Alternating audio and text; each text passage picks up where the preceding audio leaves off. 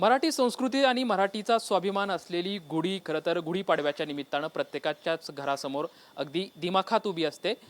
गावखेड्यातील वाड्यावस्त्यावरील अनेक मुली शिक्षणासाठी पुण्यामध्ये येतात आणि पुण्यामध्ये आल्याच्या नंतर हीच संस्कृतीचा धागा जपत त्यांनी गुढ्या उभ्या केल्या आणि त्याच गुढ्या अगदी साता समुद्रापार म्हणजे अमेरिकेमध्ये सुद्धा गेलेल्या आहेत। खरं तर ज्यांनी या गुढ्या तयार केल्या त्या गुढ्या तयार करणाऱ्या विद्यार्थ्यांनी आपल्या समवेत आहेत, आपण त्यांच्यासोबत चर्चा करणार आहोत।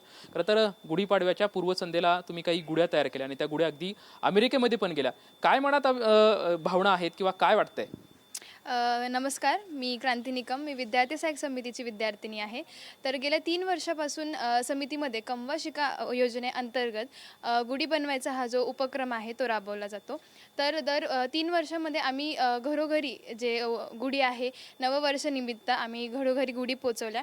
ह्या वर्षी या गुढी साता समुद्र पार जाऊन USA मध्ये आम्ही 180 गुढी पोचवल्या आहे आणि नवीन वर्ष आणि आपली मराठी संस्कृती 7 समुद्र पार गेली याचा आम्हाला अभिमान वाटतो आणि विद्यार्थी सहाय्यक समितीमुळे हे उपक्रम चालते आणि कमवा शिका योजनेअंतर्गत मुलींना शिक्षणासाठी सुद्धा ह्या योजनेचा उपयोग होतो, याचं मला खूप छान वाटतं। धन्यवाद। नक्कीच आणखी काही विद्यार्थ्यांनी आपल्या समवेत आहेत। खरं तर गुढी तुम्ही उभारलेली आहे, अनेक गुढ्या तयार केलेल्या आहेत, या गुढीचं नक्की वैशिष्ट्य काय असतं, काय वेगळंपण आहे? सर, हे नवीन वर्षासाठी पहिला सण असतो हा आपला आणि समितीतर्फे लोकांच्या घरोघरी जाऊन ह्या गुढ्या देतात आणि लोक म्हणजे अभिमान वाटतो की समितीमुळे लोकांच्या घरोघरी जाऊन ह्या गुढ्या जातात, सात समुद्रापार वगैरे जातात आणि मुलींना प्रेरणादायी आहे की आपण काम वगैरे करून गुढी शिवू शकतो। शैक्षणिक कामासाठी खूप मदत होती, याची शैक्षणिक खर्च वगैरे भागवला जातो समितीकडून।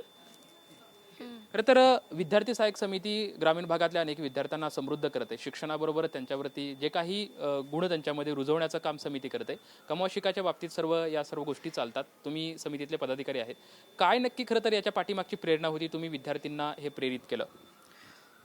कमवा शिका योजना ही समितीचा एक महत्त्वाचा घटक आहे आणि कमवा शिका म्हणजे एक संस्कार आहे आपला आणि या संस्कारातून आपण आपली संस्कृती जपतो। गुढीचा प्रकल्प हा आम्ही मुलींच्या माध्यमातूनच त्यांच्यामध्ये जेवढे काही कौशल्य आहेत ते विकसित करून त्यांना अभ्यास करायला लावून आणि त्याप्रमाणे त्यांनी ही गुढी तयार केली। आम्हाला सुरुवातीला असं वाटलं की ही गुढीचं कसं होणार, पण आम्ही ठिकठिकाणी ज्यावेळेला गुढीचा प्रकल्प दाखवला तर त्यावेळेला तो सगळीकडे मुलींचं कौतुक झालं आणि एक उत्तम गुढी तयार केली।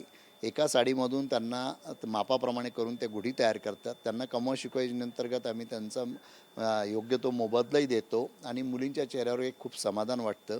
समिती वेगवेगळे उपक्रम राबवते निरनिराळ्या प्रकल्पांतर्गत आणि त्याच्यातून सगळ्यात समाधान एकच असतं की या मुलींमधली जी उपजत ऊर्जा आहे ती चांगली डेव्हलप होते आणि त्याच्यातून मुलींना एक आत्मविश्वास येतो। जगाच्या पाठीवर ते कुठे गेले तरी त्यांना कुठेही अडचण भासणार नाही, एवढं मात्र समिती या माध्यमातून करत असते।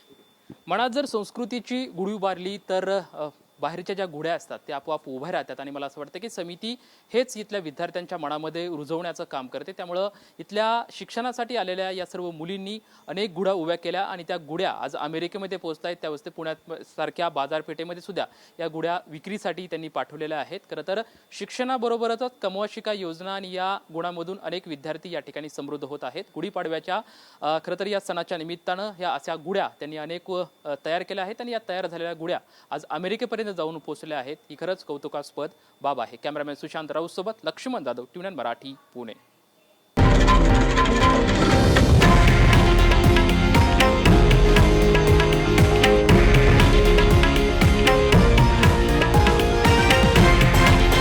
हे आहे देशातील नंबर 1 न्यूज नेटवर्क आणि आपण पाहत आहात TV9 मराठी, एकमेव।